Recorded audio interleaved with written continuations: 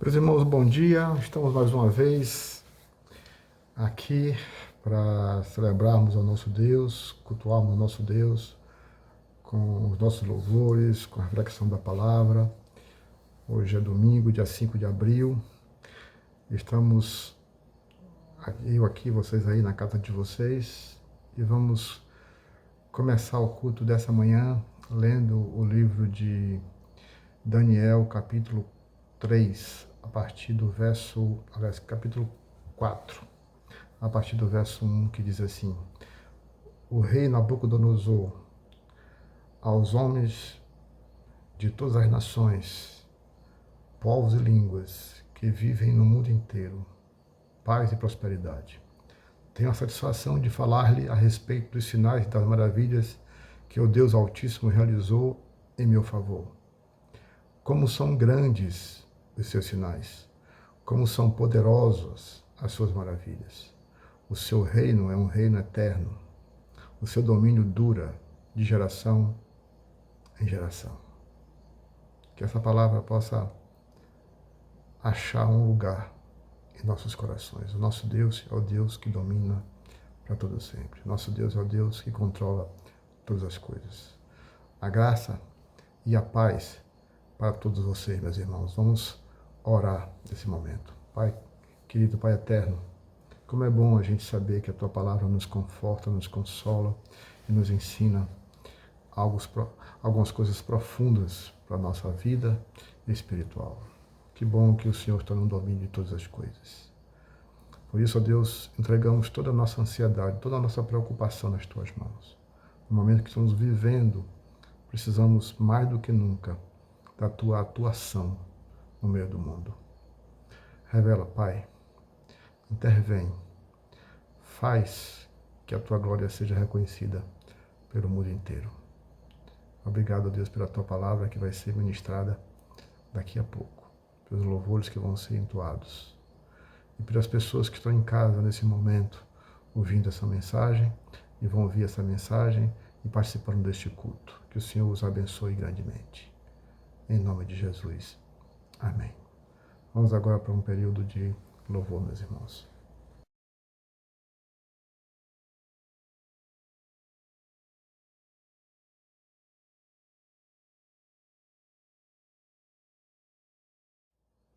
Meus irmãos, vamos agora para o período de comunicações e de avisos. Meus irmãos, olha, nós estamos já no dia 5 de abril, estamos ainda na quarentena, aguardando os acontecimentos, mas continuamos a orar uns pelos outros, a orar pela nação, pelo mundo, pelos profissionais de saúde que estão à frente dessa batalha, de todos os profissionais que estão trabalhando para não deixar o país parar. Vamos continuar persistindo nas nossas orações. Para isso, nós temos a nossa campanha de oração, com mensagens diárias.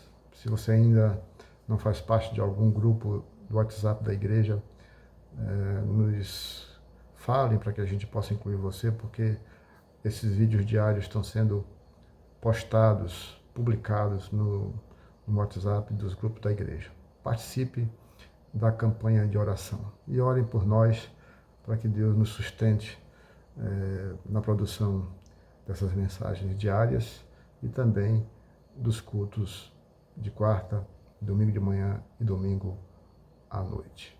Queria reforçar os irmãos sobre a necessidade dos irmãos continuarem louvando e adorando a Deus com seus dízimos e ofertas. Realmente não tem sido fácil para ninguém, a gente sabe disso.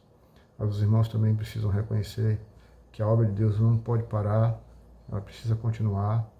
Que os irmãos façam todo esforço para continuarem contribuindo na casa de Deus, para o sustento da obra de Deus. A igreja continua tendo suas obrigações, não pararam as obrigações, mas a gente conta com a fidelidade e a compreensão dos irmãos.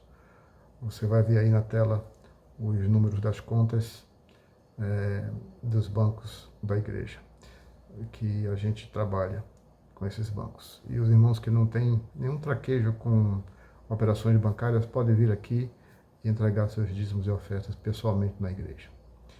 Nós contamos com a ajuda dos irmãos. Vamos agora à mensagem dessa manhã. Meus irmãos, vamos começar a mensagem dessa manhã. O medo, a insegurança e a ansiedade são sintomas cada vez mais presentes nas nossas vidas. No mundo competitivo de hoje, e mais propenso a atribuir sucesso a quem se dá bem financeiramente, é muito comum viver nas buscas desses valores. E além disso, nós temos hoje um acontecimento, um momento real de grande apreensão. E aí, a ansiedade tende a aumentar. E o que está acontecendo hoje justamente ameaça a gente a perder tudo aquilo que a gente conquistou.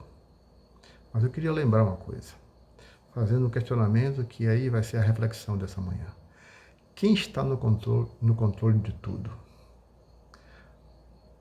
O medo, a ansiedade, a insegurança se instalam quando nos foge o controle às situações e os fatos que nos envolvem. Mas a Bíblia, ela revela lá em 1 Pedro 5,11. A Ele seja o domínio para todo sempre. A Ele seja o domínio, o controle. O apóstolo ainda enfatiza, para todo sempre, Deus tem um domínio. Seria muito bom se pudéssemos controlar todas as circunstâncias externas e internas existentes em nossas vidas. Na verdade, acontecimentos desagradáveis são inevitáveis, não pode haver controle sobre eles na maioria das vezes, porém, há possibilidade sim de sabermos lidar com eles. O controle deve existir, não sobre o que acontece, e sim no domínio de nossas ações e reações quando eles acontecem. Certamente seria mais confortável, pacífico e até prazeroso viver nesse mundo se tivéssemos capacidade de lidar com tudo que nos ameaça. Sofremos pressões advindas de todos os lados para fazermos tudo o que nos agrada, mesmo sendo elas um grande equívoco. Aos poucos vamos percebendo ser fácil controlar alguns fatos e outros não são tão fáceis assim. Muitos de nós fraquejamos espiritualmente por não sabermos dominar nossas ações e reações diante das adversidades. Deus é fiel, a gente diz, mas a fidelidade de Deus ou a Deus parece desaparecer como uma fumaça ao murmurarmos quando as coisas não vão bem. Deus é fiel, não somente porque Ele pode evitar as adversidades, mas porque Ele será nosso refúgio nelas. Por quê?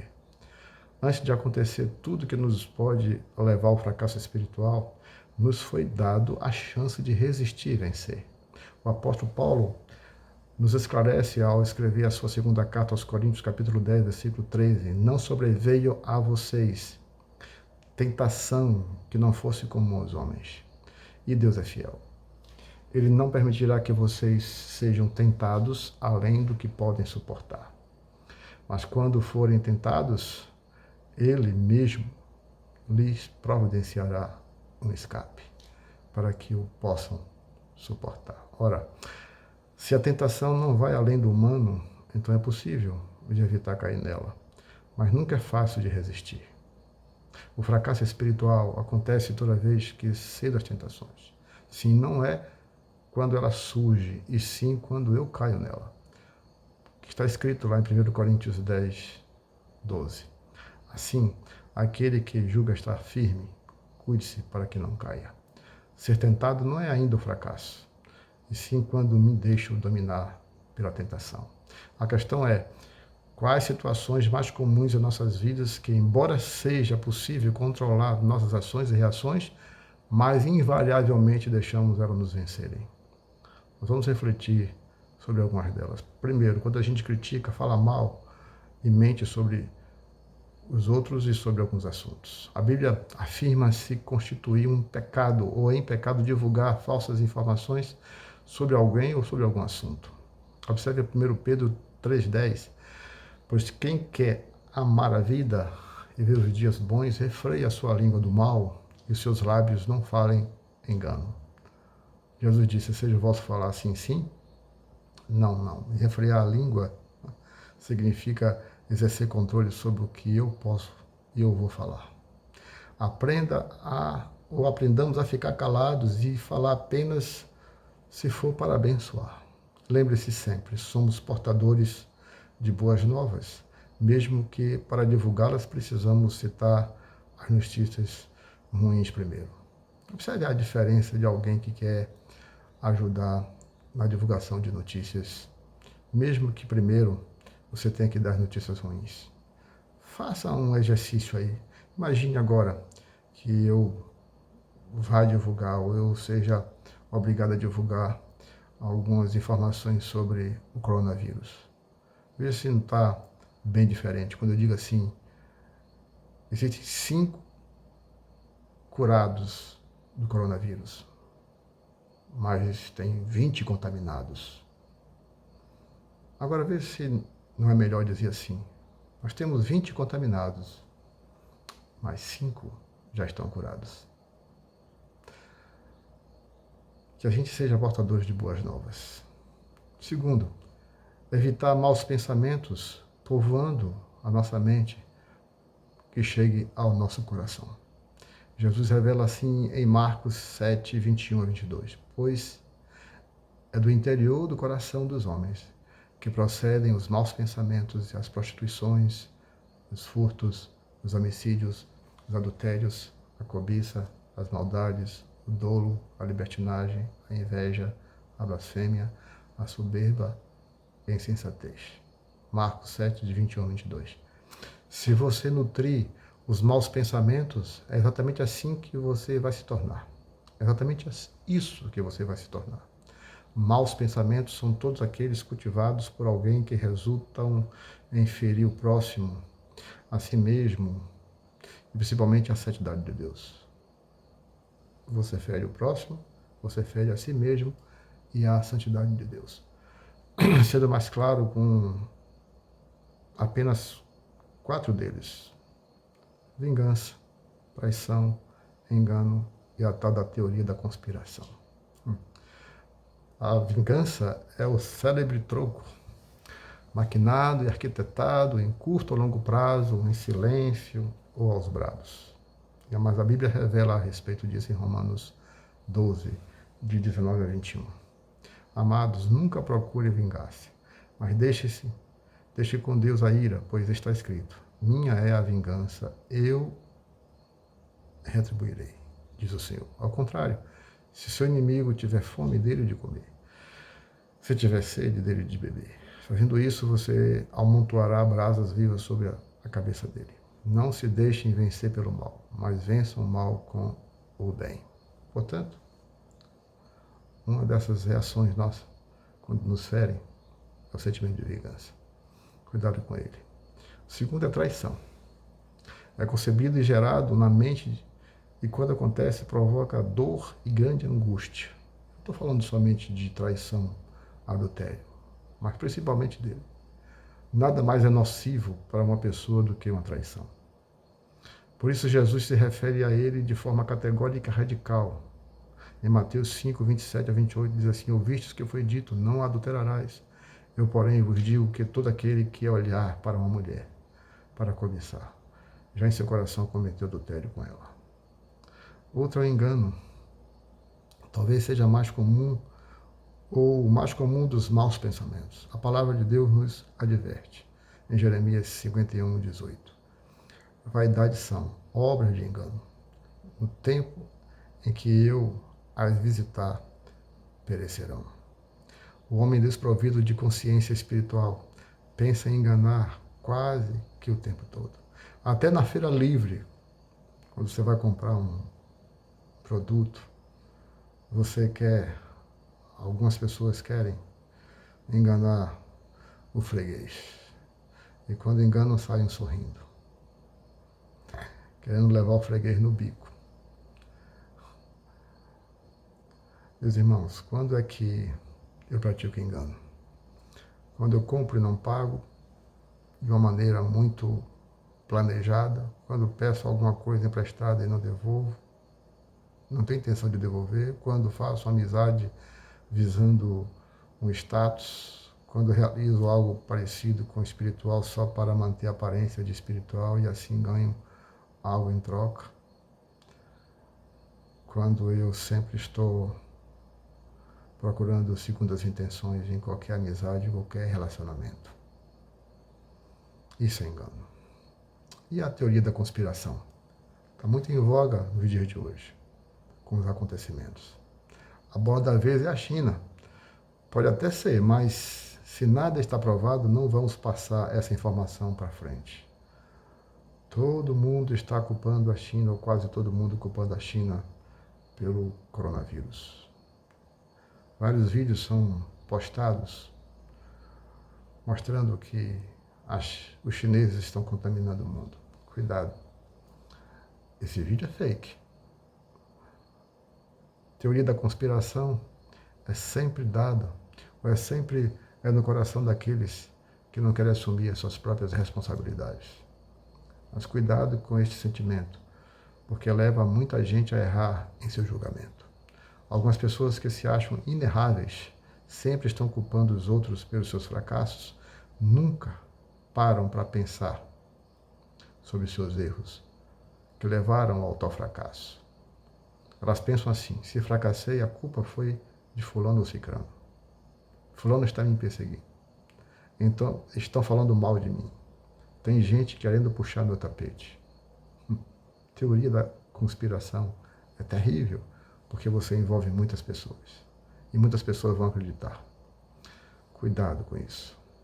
Concluindo a nossa mensagem, não queira estar no controle de tudo, você não vai conseguir. Ninguém consegue. Controlamos nossos filhos até certa idade. Depois não podemos controlar, às vezes nem a nós mesmos. A Bíblia revela uma característica do fruto do Espírito, que é o autodomínio. Ora, se é autodomínio, podemos então controlar nós mesmos, mas somente e se somente entregarmos o controle de nossas vidas a Jesus.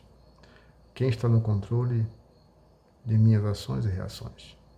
Se for eu mesmo, a tendência é a satisfação própria, mas se for Jesus, minha vida então é uma grande declaração da glória de Deus. Afinal de contas, fomos criados unicamente para o louvor da sua glória. Viva assim, para glorificar a Deus, e simplesmente a bênção não tardará. Sofreremos sim tentações, mas nós temos a fidelidade de Deus, que Ele vai dar o escape para podermos sairmos dela.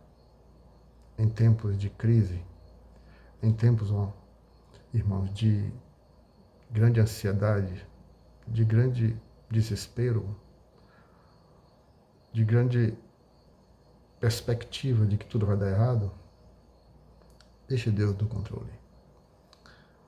Não tente controlar tudo. Vai passar. E o Senhor vai estar sempre conosco. Que Deus te abençoe. E à noite estaremos outra vez juntos.